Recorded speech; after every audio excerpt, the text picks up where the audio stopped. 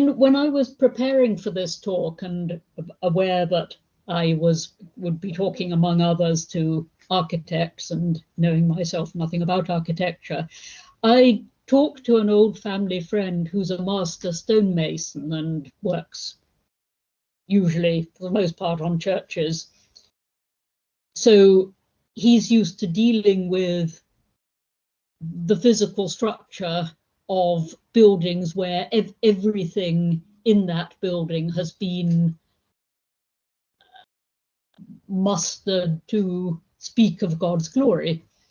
And what struck me particularly about his response was his observation that, particularly in the great cathedrals, the sheer scale of the endeavor, the space, the materials, the knowledge, the skill, the techniques, the artistry, and the tradition, the way this has been passed down through the ages, this all amounts to something, mind-blowing, just too vast to grasp.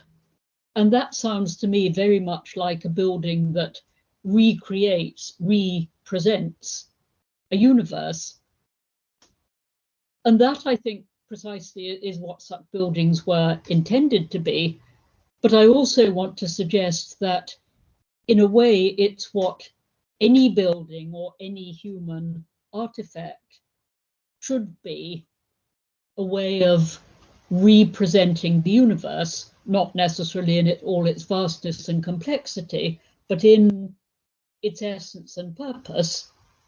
And it's not a matter of an exact imitation of natural appearance, but offering in our characteristic way, the way that the other creatures image and glorify God.